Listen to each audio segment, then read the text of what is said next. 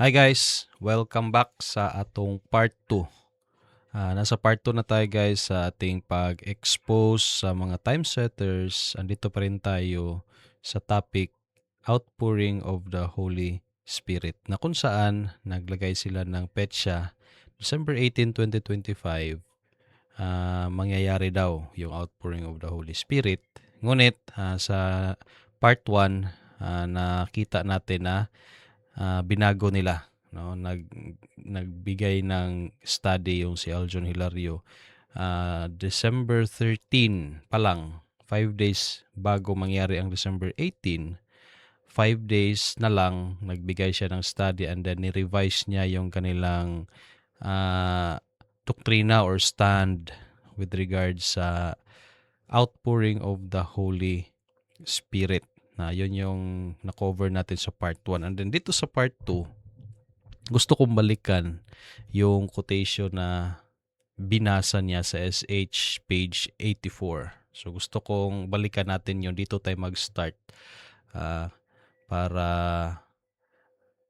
ma-review din natin kung paano niya niloko yung mga kapatiran niya gamit yung quotation na yon. Okay? Para ma-refresh tayo. Okay, tingnan natin. Tingnan natin. In the power of Pentecost, basahin natin. The Jews had been scattered to almost every nation, and they spoke various languages. So during this time pala mga kapatid, doon sa Acts 2, yung mga Jew, nag-scattered sila sa iba't ibang bansa. Diba? Nakakapagsalita sila ng iba't ibang mga lingwahe. They had come long distance to Jerusalem and were staying there temporarily for the religious festivals then in progress and to fulfill the requirements. So ba't sila pumunta doon? Kasi nga merong feast. Nagpuntahan yung mga Jew doon. Marami doon hindi na marunong magsalita ng lingwahe ng mga Hudyo. Now, tingnan natin ngayon mga kapatid. The worshippers assembled there were of every known tongue. This diversity of language was a great obstacle to the labor of God's servants in spreading the doctrine of Christ to the farthest part of the earth. Ano pala yung isang obstacle nung time na yon mga kapatid? Yung lingwahe ng iba't ibang tao. Nahihirapan nilang i-share yung doktrina ni Kristo. Now, tingnan natin ngayon.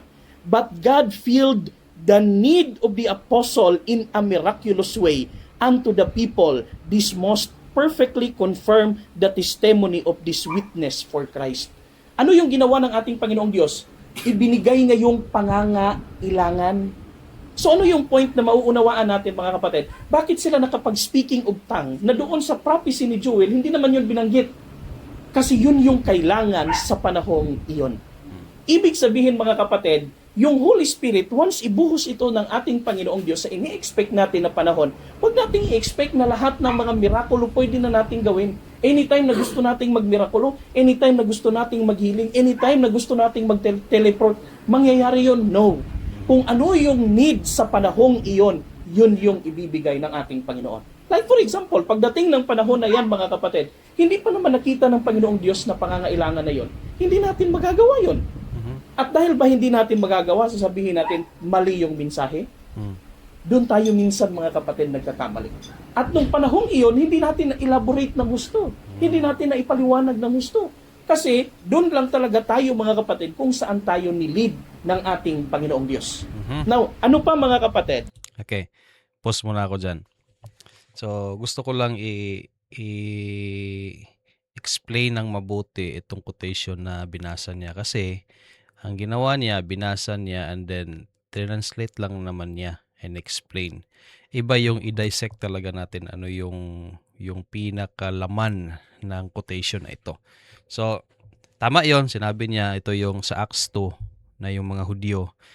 Mga Hudyo na pumunta sa iba't ibang bansa and then umuwi sila sa Jerusalem kasi meron ngang feast. Pero ang nangyari sa kanila is hindi na sila, ang iba, hindi na marunong magsalita ng Hudyo. Hindi na sila nakakaintindi ng Hudyo kasi sobrang tagal lang nanirahan doon sa iba't ibang bansa. Yun na yung nakasanayan nila ng mga lingwahe. Kaya nung dumating sila sa Jerusalem, sakto na Acts 2, binigyan ng Panginoon ng banal na espiritu yung mga disipulo niya, no? Yung bayan niya that time. And then the very evidence na nabigyan sila ng kapangyarihan ng banal na espiritu is that partial fulfillment or that special gift, the speaking of tongue. So it should be na meron talagang ebidensya na nabigyan ka. Hindi pwede yung sinasabi mo lang na nabigyan ako, December 18, nabigyan kami, doon nag-start, pero walang ebidensya. Paano mo masasabi na nabigyan talaga kayo? So ito yung quotation na ito yung magpo-prove na kailangan talaga may ebidensya. Hindi lahat. Sabi kasi nila dati 3 years ago, buong kapangyarihan ng banal na espiritu, naalala nyo yung kahapon. Sinabi niya kahapon, buong banal na espiritu, buong kapangyarihan daw. So, syempre, expectation ng mga tao, December 18, speaking of tongues na, healing na, di ba? Makapag-teleport ka na anytime, no, na gustuhin mo. Kasi buo sinabi niya 3 years ago. Pero ngayon, binago na niya. Sabi niya, hindi lahat. Yun daw yung hindi nila na elaborate 3 years ago. Tapos, ang nakapait pa, ginawa pang kasalanan ng Panginoon kasi yun daw yung leading ng Panginoon sa kanila. Hindi naman yun, palusot na lang niya yun, no? Tapos hindi talaga marunong tumanggap ng pagkakamali. Diyos pa yung sinisi dahil doon daw sila nilid out ng Panginoon. Okay, balik tayo dito.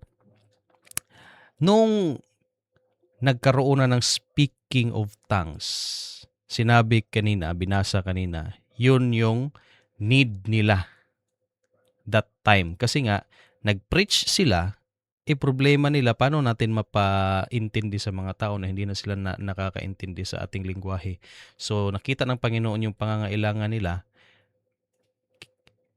binigyan sila ng Panginoon ng highest evidence na masasabi nila sa buong mundo na kami, kasama namin ang Panginoon. Itong komisyon na binigay ng Panginoon sa amin na mag-preach, sinamahan kami ng Panginoon sapagkat merong miracle na nangyayari sa aming pag-preach. Okay? Nakakapagsalita sila ng iba't ibang lingwahe. Fluent na pagsabi, na salita ng iba't ibang mga lingwahe. So yun yung miraculous na binigay ng Panginoon sa kanila. Now, sa kanila, December 18, 2025, nag-preach sila Don't tell me na hindi niyo kailangan that time ang speaking of tongues. Bakit? Meron na ba sa inyo na marunong? Hindi ba kayo nahihirapan na ipaintindi sa mga English, sa mga anong klaseng mga dialect ngayon, Mandarin, sa mga Koreano, sa mga Indiano, sa mga taga Middle East, sa mga Islam, sa mga hindi kayo nahihirapan na i-translate yan para maintindihan nila? Same lang yung setting actually. Same lang. Mas malala ba nga sa December 18 kasi mas marami na ang dialect that time compared sa Acts chapter 2. So hindi ba mahirap na i-translate? Napakahirap. Sa Pilipinas nga lang ang dami-dami na ng mga lingwahe na andito. May mga Ilonggo, may mga Ilocano. Tapos yung sa YouTube nila, Bisaya, Tagalog, English lang. Nakakaintindi ba lahat ng ganyan? Hindi. So kung titignan mo, need talaga, dapat, yung speaking of tongues sa December 18. Pero bakit hindi kayo nakagawa ng ganyan? It is because hindi kayo binigyan ng kapangyarihan ng banal na espiritu. Wala sa inyo ang ebidensya. Saan ba mababasa sa quotation na binasa niya yung tinatawag na evidence? Andito lang sa baba. Hindi nga lang niya tinapos. Kasi, dito lang siya, hanggang dito lang siya kasi nagbasa. Hanggang dyan lang siya nagbasa. Ito lang dito lang siya nagbasa hanggang dito lang. Yan. Hindi na niya pinagpatuloy basahin dito sa baba. Andyan naman yung ebidensya na hinahanap natin, ito, upang malaman natin na ginamit ka talaga ng Panginoon, nabigyan ka talaga ng banal na espiritu. Ito, andito yung evidence, basahin natin. The Holy Spirit had done for them what they could not have accomplished for themselves in a lifetime. So explain natin to kahapon na ginamit or ginawa ng banal na espiritu para sa kanila yung hindi nila talaga magagawa kahit ubusin pa nila yung buong buhay nila kasi nga ang daming lingwahe. Hindi nila makakayang pag-aralan yung lahat-lahat. No? Now they could spread the truth of the gospel far and wide, speaking with accuracy the language of those for whom they were ministering. So effective na yung pagmimensahe nila sapagkat fluent na sila na magsalita sa iba't ibang mga lingwahe. This miraculous gift was the highest evidence they could present to the world that their commission bore the approval of heaven. It should be merong ebidensya na nabigyan ka ng Panginoon sa banal na espiritu. Like, kasi kinukumpare nila di ba? Kinukumpare nila sa Acts 2 at saka sa kanila sa December 18. Sa Acts 2, hindi nga nangyari lahat yung sinabi ni Prophet Joel sa Joel chapter 2 verse 28. Hindi lahat nangyari. No, na sinasabi doon na pag nabigyan kayo ng banal na espiritu, meron nang mag-dreams, meron nang mag-visions. Hindi nangyari lahat.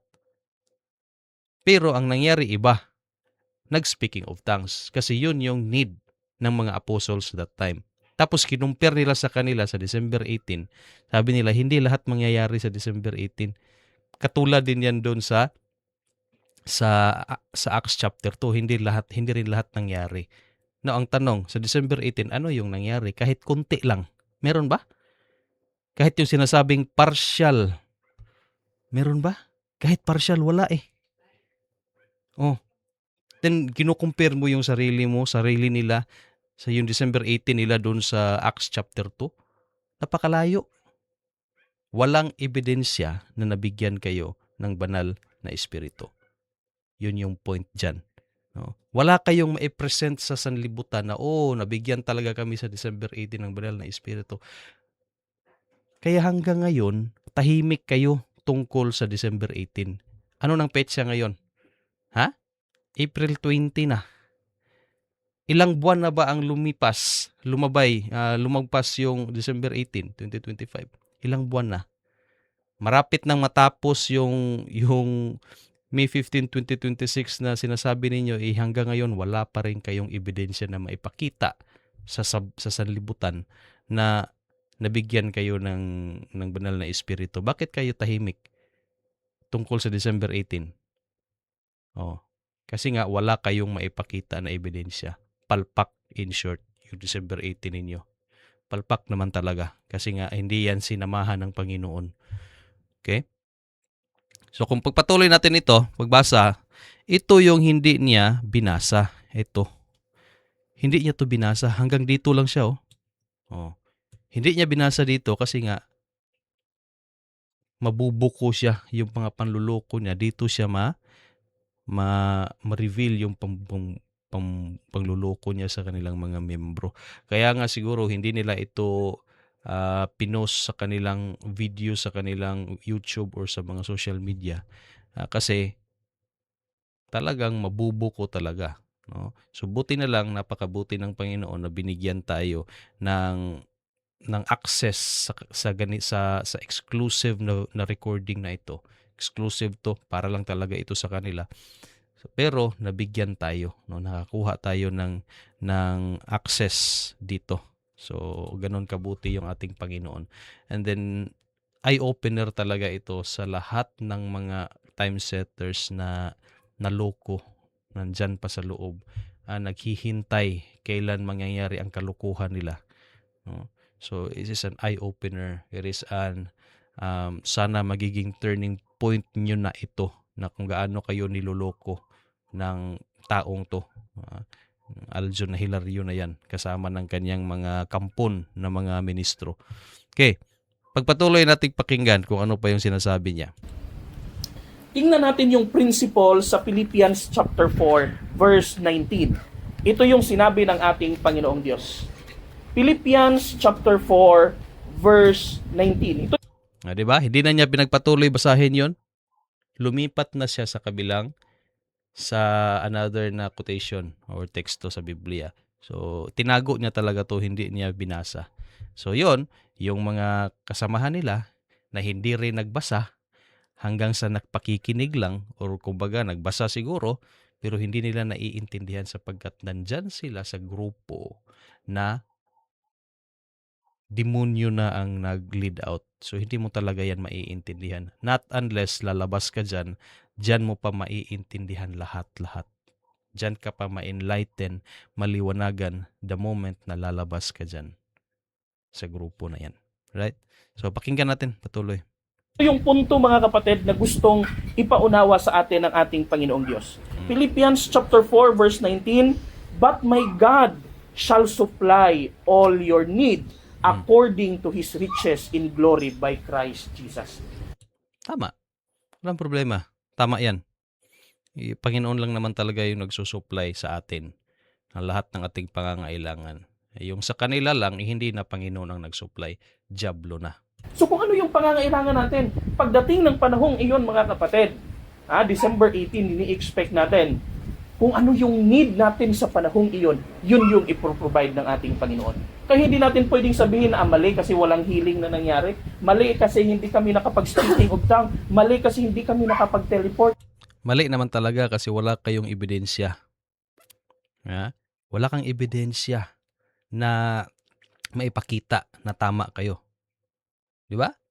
Hanggang sa pangluloko lang naman yung ginagawa ninyo. Basa-basa, kunuhay ng mga quotations, teksto, pero iba naman yung pagkaka-explain. Hanggang dyan lang yung kaya ninyong gawin. Wala kayong ebidensya na maipakita na galing sa Diyos yung mensahe ninyo. Sapagkat hindi kayo sinamahan ng Panginoon. Diablo na ang sumasama sa inyo. Sabi ng salita ng ating Panginoong Diyos, we cannot use the Holy Spirit, pero yung Holy Spirit yung gagamit sa atin. Ibig sabihin, kung kailan ka gagamitin ng Panginoon para magawa mo yung mga bagay na yon, mga kapatid, doon mo yun magagawa.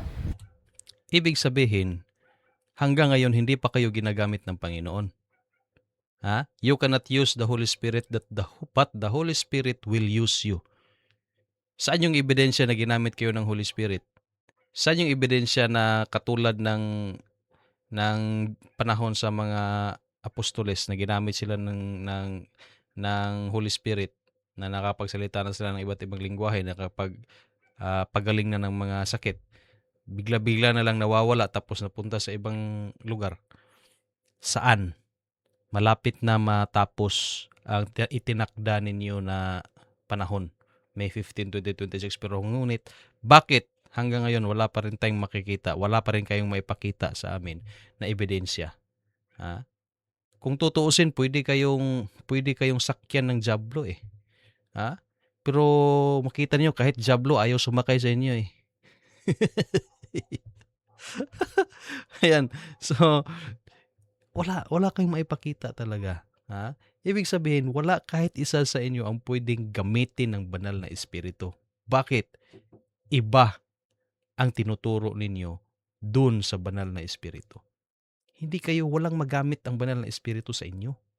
Sapagkat nagtuturo kayo ng kasinungalingan. Ano yung sinasabi sa isang quotation? The only channel in which the Holy Spirit operates is that of the truth. Paano mag-operate yung Holy Spirit sa inyo? Wala kayo sa truth. Ang daming kasinungalingan na tinuturo ninyo. Imulat nyo mata nyo. Huwag kayong patulog-tulog dyan, ha? Gigil ako eh. Okay, tuloy natin. Diba? Okay, ano pa mga kapatid? Okay, puntahan natin yung Desire of Ages. DA 672. Kaya nga hindi natin alam mga kapatid, anong specific day tayo makakagawa ng mirakulo? Makakagawa ng healing. Yung Panginoon yung nakakakita kung kailan ang pangangailangan. Okay, tingnan natin mga kapatid. DA 671.2. DA 672.1. Ang Diyos yung nakakita kailan kailangan maging ang tawag dito, mag-miracle. Ang Diyos ang nakakita kung kailan need na speaking of tongues. Malapit na May 15. May 1 sabi niyo close of probation. Kung close of probation, baliwala na ang pagmensahe kasi close of probation na para saan pa? April 20 na. Para saan ba ang time setting na yan? Para saan ba, para saan ba ang speaking of tongue? Ha? Hanggang ngayon wala pa. It should be, kung ganyan nakalapit, ang pagbalik ng Panginoon, ang pagsarado ng kaligtasan, it should be ngayon pa lang. And long before, marami na sanang speaking of tongues. Kasi yan yung need talaga, that this very moment, kung sakali totoo man, kung sakaling totoo man, granting, ang tawag doon? Granting but not admitting, ginagamit ko yung words ng mga time setters, granting but not admitting na totoo yung May 1 na close of probation, Sunday law, and then May 15, 2026, second coming. Kung totoo yan, it should be, ngayon pa lang, meron na sanang mga miracle na nangyayari. Konti na lang yung panahon. Para saan pa ba yan? Doon na yan ibigay ng Panginoon sa May 1? Paano yun? Wala nang maliligtas kasi sabi ninyo, close of probation na, para saan pa ang speaking of tongue? Use your common sense ba, ha? Na. Sorry, galit ako eh. Ayan. Sabi niya dito, meron tayong isa pang punto na kukunin dito. Christ has promised the gift of the Holy Spirit to His church. Ipinangako ng Panginoon yung gift, regalo ng Holy Spirit sa iglesia. And the promise belong to us as much as to the first disciples. Kagaya ng mga unang disipulo, tayo rin mga kapatid ay kabahagi ng pangakong iyon. But like every other promise, it is given on condition. Yes. So kagaya mga kapatid ng lahat ng pangako, merong kondisyon. Yes. There are many who believe and profess to claim the Lord's promise. Maraming mga tao na naniniwala at nagkiklaim sa pangako ng Panginoon. Kayo yan. They talk about Christ and about the Holy Spirit, Mhm. yet receive no benefits. Yes. Exactly, kayo yan. Totoo. Yung promise ng Panginoon sa banal na Espiritu, may kondisyon. Ngayon, bakit hindi kayo nabigyan? Kasi hindi ninyo natupad ang kondisyon. Anong sinabi sa sunod? Naniwala sila, nag-profess sila, nag-claim sila sa promise ng Panginoon. Sabi niyo, December 18, ibigay yan sa amin ng Panginoon. Ibibigay niya yan sa amin. Nag-claim kayo. Talk about Christ. Si Kristo yung pinag-uusapan ninyo. Si Kristo yung mininsahe ninyo. About the Holy Spirit, yung Holy Spirit pinag-uusapan ninyo. Yet, receive no benefit. Hanggang ngayon, wala pa ring benepisyo kayong nakuha mula kay Kristo at mula sa Holy Spirit. Wala kahit isang ebidensya, wala. Anong nangyari? Kasi hindi ninyo natupad yung kondisyon na gusto ng Panginoon. Ano yung kondisyon? Dito lang sa baba, Ito, Okay, patuloy nating pakinggan yung yung sinabi niya. Hindi sila nakatanggap ng benepisyo. Pati 'Di ba? kayo. Minsan na pag-uusapan natin yung about sa Holy Spirit, about sa outpouring, about sa date, pero hindi tayo nakabenepisyo. Bakit? Wala naman tayong pagsisikap sa ating mga sarili. Yun. Wala naman tayong pagbabago sa ating mga sarili. Yun. Okay, ano pa yung karugtong mga kapatid? Ipagpatuloy natin. They do not surrender the soul to be guided and controlled by the divine agencies. Yun. Hindi natin hinayaan na yung Holy Spirit yung mag-control sa atin. Tama. We cannot use the Holy Spirit. The Spirit is to use us. Ito yung tandaan natin. Hindi natin pwedeng gamitin yung Holy Spirit, siya yung gagamit sa atin. Tumpak. Ano yung reason bakit wala kayong natanggap na benefit? It is because you do not surrender the soul to be guided and controlled by the divine agencies. Gusto sana kayo i-control ng Panginoon. Gusto sana kayo i-guide ng Panginoon. Pero ayaw ninyo. Doon talaga kayo pumupunta sa mali na daanan. Doon talaga kayo pumupunta sa time setting, kahit hindi yan tinuturo ng Panginoon. Wala tayong mababasa sa Bible na malalaman natin kailan yung outpouring of the Holy Spirit. Wala yan. Sinabi pa nga na hindi natin pwede malaman yan, pati yung pagbalik ni Jesus Christ. Kayo, dyan talaga kayo pumupunta. Yun talaga yung tinuturo ninyo. Iba yung guide ng Panginoon sa atin eh. O ano nangyari sa inyo? Yun nga. You will talk about Jesus, talk about the Holy Spirit. Ha? Nag-claim kayo sa promise ng Panginoon. Pero bakit walang benepisyo hanggang ngayon? Kasi you always refuse to be guided by God. Tapos ngayon yung sinasabi niyo parati dito tayo ginaguide ng Panginoon. Hoy, kabaga ni Mugnaw. You were not guided by God but by Satan. Through the Spirit, God works in His people to will and to do of His good pleasure. Kaya nga mga kapatid, may mga katanungan, after December 18, magkakasala pa ba? Kasi sa message natin mga kapatid, inaamin ko, may nabanggit na after December 18, wala nang possibility magkasala. Oo, di ba? Totoo yun. Buti na lang naalala mo na yan yung sinabi mo. Pero tignan ninyo kung paano niya ito binali ngayon. Sabi niya, totoo yun na sinabi ko dati. Na after December 18, wala nang possibility na magkasala. Di ba? Naalala niyo yung kahapon na hindi ka na raw matutukso ng dyablo hanggang sa pagbalik ni Jesus Christ. Ibig sabihin, after December 18, wala na. Ha? Sure na. Sure bull ka na. Bakit after December 18, ang sunod-sunod yung natanggal sa kanila? Sunod-sunod yung nagkasala, sunod-sunod yung na-disfellow, hanggang ngayon sunod-sunod yung nagsialisan sa kanilang grupo. Yan ba yung ebidensya na ipapakita ninyo na nabigyan kayo ng banal na espiritu? Ha? And then totoo naman na walang possibility magkasala if you allow yourselves to be controlled by the Holy Spirit. Ayan, yan yung bali niya. Yan yung wala yan dati. Wala, di ba? Naalala nyo yung nagmensahe siya 3 years ago nung pinakita natin sa video kahapon. Wala, hindi naman yan yung sinasabi niya eh. Ha? Sabi niya, pag nabigyan ka ng banal na espiritu sa December 18, sure na hanggang sa pagbalik ni Jesus Christ, sure na hindi ka na magkakasala, hindi ka na matutukso sa dyablo. Oo. Bakit ngayon biglang may, di ba? Pero sa ibang medyo masaya ako kasi nga, na-correct sila. Yan naman talaga yung tama. Ito yung tama, yung sinasabi niya ngayon, tama yan. Na if you allow yourselves to be controlled or to be used by the Holy Spirit, then wala na talagang chance. Hindi ka talaga magkakasala. But the tendency is nandyan. The moment na mag-choose or piliin mo na Holy Spirit, ayaw ko nang sumunod sa iyo, and that's the time na mahuhulog ka na naman. No? Never wag mong tanggalin yung tendency na hindi ka na magkakasala porket yung Holy Spirit ay nasa sayo. There should always be a possibility. Bakit?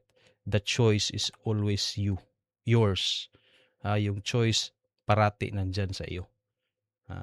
Anytime pwede mong piliin na Holy Spirit, out ka muna. Satan na naman yung piliin ko. Andyan palagi yung tendency na yan. Kaya never kang ano ba yung tawag doon? Huwag kang mag-at-ease. Huwag kang mag-at-ease na porket nabigyan ka ng Holy Spirit tapos sa isip mo lang pala yun na nabigyan ka, hindi pala. Nung pag-set mo pa lang ng date ng December 18, hindi na yan guidance ng Holy Spirit. Diablo na yan. So ano bang Holy Spirit ang bibigay ang papasok sa iyo sa December 18? Hindi talaga yan Spirit ng Panginoon. Spirit talaga yan ng Diablo. Kaya nga walang nakikitang evidence ng Panginoon na miraculous evidence sa inyo hanggang ngayon, wala talaga kasi hindi naman Espiritu ng Diyos yung nasa sa inyo. Yun yung point. Na pagkatapos ng panahon na yon, kung hinayaan mo ang Holy Spirit na mag-control sa iyo, mga kapatid, then ang possibility na magkasala, wala talaga. Ano ang sabi ng banal na Espiritu? Ano ang sabi ng salita ng ating Panginoong Diyos, mga kapatid? Babasahin natin mamaya. Tingnan natin. Okay. Pero doon tayo nakadikit sa wala ng possibility. So, iniisip natin, after December 18, hindi na ako magkakasala. Doon lang tayo tumigil. Yun kasi yung sinabi mo. Masisisi mo ba yung mga kapatiran mo na nagko-question na sa iyo ngayon? Kasi yun yung sinabi mo 3 years ago. Ngayon mo lang yan kasi dinagdagan. Ngayon mo lang kasi yan kinorek na 5 days na lang mag-December 18 na. Kasi December 13 nila ito ni-record eh. Oh. 5 days na lang. Ngayon mo lang yan sinabi. Masisisi mo ba sila na magtatanong sa iyo na after December 18 wala na ba talagang wala na talagang chance na makasala? Siyempre, yun yung sinabi mo dati eh. Oh. So ngayon mo lang yan kinorek na malapit ng mag-December 18. Di ba? Di ba? Hindi natin na ipaliwanag ng gusto, hindi natin na elaborate ng gusto. Yan. At ako'y naniniwala na sinadya din yun ng ating Panginoon. Tama na sana. Tama na sana, boy. Bakit dinagdagan mo pa na sinadya yun ng Panginoon? Huy, grabe ka. Walang Panginoon na magtuturo ng mali sa kanyang iglesia. Tapos pagdating ng ilang taon, babaguhin na naman niya. Hindi. Ikaw ang may kasalanan yan. Nagminsa-minsahe ka dyan, kulang ka pala sa kaalaman. Ano yung sinabi sa Romans chapter 10 verse 2? Having the seal, but not according to knowledge. Ang init ninyo. Grabe yung zeal ninyo, grabe yung init ninyo na magminsahe, pero wala kayong kaalaman. Bakit? Nire-reject ninyo yung kaalaman. Si Kristo yung katotohanan, knowledge, hindi ninyo pinakikinggan. Yung mga prophet na pinadala ng Panginoon, hindi nyo na pinaniniwalaan. Ano nangyari sa inyo ngayon? 'Di ba? Nakapagbigay kayo ng mensahe na hindi tama. Tapos ngayon, Diyos ang sisisihin mo. Kilatan ka, buang-buang ka. May Diyos ba na ganyan? Galit ako sa'yo. Grabe ka. Okay. Patuloy natin. Cut ko na lang kasi baka iba yung may masabi ako na iba dahil sa emosyon ko, sa galit ko sa taon to. Hindi personal na galit ako, hindi doctrinal na galit kasi sinisisi niya yung Panginoon eh. Ng Panginoon daw yung sinadya daw ng Panginoon noon na magsabi siya ng kasinungalingan tapos ngayon kinorek sila. Yung curse ng Panginoon nasa sayo. Makikita mo. Bakit? Para i-test yung bawat isa pagdating sa panahon ngayon. Nung nilid na tayo ng Panginoong Diyos na ganito pala, test na yon sa bawat isa sa atin. Kung maniniwala pa ba tayo? Kasi iisipin na natin, yung sinabi niya nung karaan, binago niya naman. Hindi ganun dapat, mga kapatid. 'Di ba? Okay, ipagpatuloy natin. Kaya nga, buot-buot raman na nimo. Sariling interpretation mo lang yan sa mga nangyari.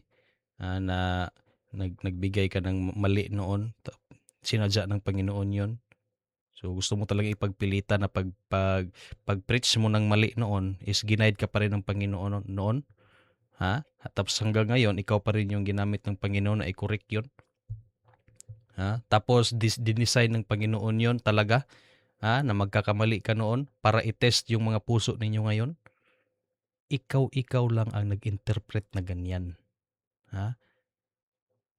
Gumagawa ka lang ng istorya para ma-cover up yung mga pagkakamali mo. Tapos Diyos pa talaga ang gagawin mong cover up.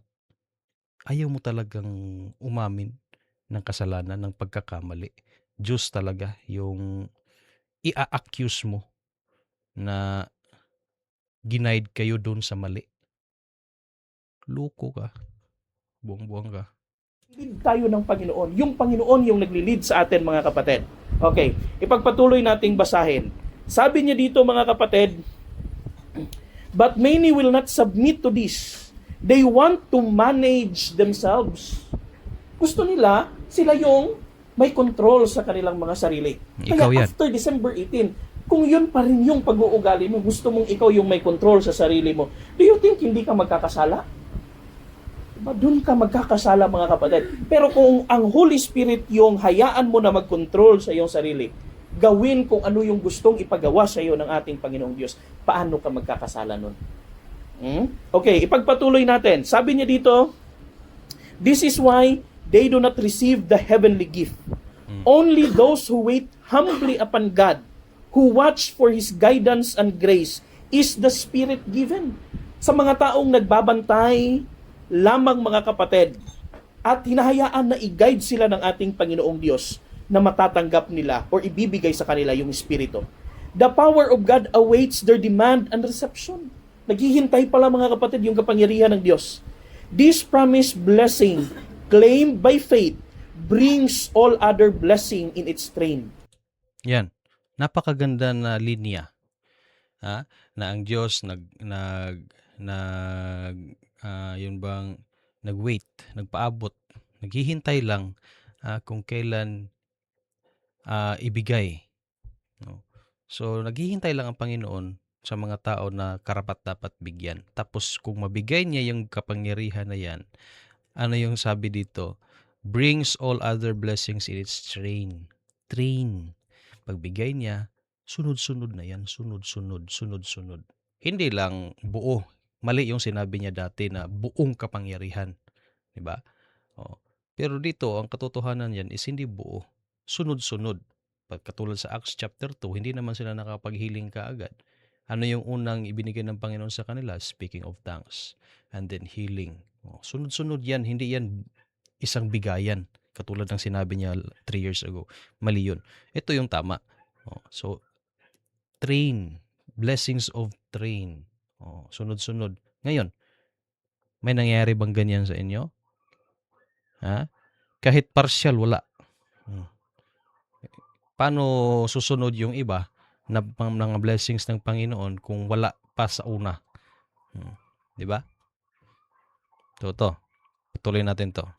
It is given according to the riches of the grace of Christ, and He is ready to supply every soul according to capacity to receive. Yan. Anong ibig sabihin nito? Sige daw. Pagdating ng panahon mga kapatid, na ibuhos na ng Panginoong Diyos yung kanyang kapangyarihan, extraordinary na power. Hindi ibig sabihin na hindi ako nakapagmirakulo, hindi ako nakatanggap. Hindi ibig sabihin hindi ako nakahiling, hindi ako nakatanggap. Bakit? It is according to our ability to receive. Alright. Sakto. Saktong-sakto. Bakit? Walang kapasidad ka na tumanggap. Kaya hindi ka pa nakakagawa ng mga miraculous na mga bagay. Hindi lang ikaw, pati kayo lahat. Kayo lahat na nagke-claim na natanggap ninyo yung banal na Espiritu sa December 18, 2025. Wala kahit isa sa inyo ang may karapat-dapat or may capacity na tumanggap. Bakit? The only channel in which the Holy Spirit operates is that of the truth. Wala kayo sa truth. Wala kayo sa katotohanan. Ibig sabihin, wala kahit isa sa inyo ang may capacity na tumanggap sa kapangyarihan ng banal na Espiritu. Kaya kayo lang talaga ang nagpapatagal sa mensahe ng Panginoon. Okay na sana dati. Tayo na. Magkasama tayo dati, di ba? Tayo. Ang bayan ng Diyos. Tayo ang ginamit ng Diyos na magmensahe. Kaso lang, lumiko kayo. Lumiko kayo. At yun yung nagpapadelay.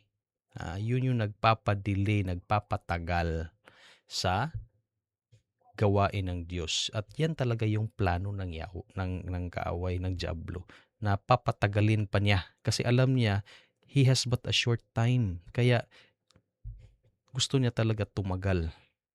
Ma-delay na naman, ma-extend na naman yung pagbabalik ng ating Panginoong Diyos. So kayo ang ginamit ng dyablo na mapatagal ito, 'di ba? Kunyari, madali na yung bumalik ang Panginoon kasi May 15, 2026, pero yang pagmensahe niyo na yan talaga yung mismong magpapatagal. Kasi nga nagpagamit kayo sa dyablo. Yung agenda ng dyablo talaga is patagalin niya, iprolong niya yung pagbalik ni Jesus Christ at isa kayo sa kanyang ginamit effectively. Sana matauhan kayo. Alright, hindi ko napansin yung oras, 40 minutes na pala tayo, sobrang haba na. So dito muna ako mag-stop and then bigyan ulit natin ito ng part 3, no? So kita-kita tayo sa susunod na video and sana mapanood ninyo ito na video na ito sapagkat dito talaga natin maiintindihan kung paano kayo niloloko ng taong ito kasama ng kanyang mga sinungaling na mga kasamahang ministro. Buti na lang naawa ang Diyos at unti-unti na silang nagsialisan yung mga members dyan. At sana ikaw na nakapakinig nito na time setter, wag ka nang mag-delay sa pag-alis dyan. Sundin mo na ang Panginoon and then iwanan mo na ang grupo na yan para hindi ka makatanggap sa mga curses na ibibigay ng Panginoon sa mga ministro na nandyan. Okay? So I know ang dami pang sincere, ang dami pang mga honest na mga miyembro dyan, and then God will call you and this very message is their calling for you. No?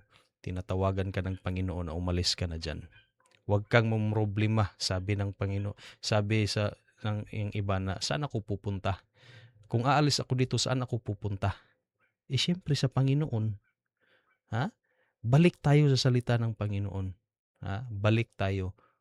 Pag alis mo dyan, mag-self-study ka, and then yung Panginoon na mismo, yung mag-guide sa'yo, papunta sa mga tao na kaparehas ng pag-intindi mo sa salita ng Panginoon. And then you will going to start anew. And then we will going to continue asa taning hunong sa una. No, saan tayo nag-turn left and right dati?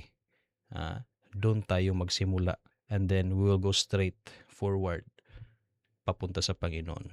Right? So dito lang ako mag-stop.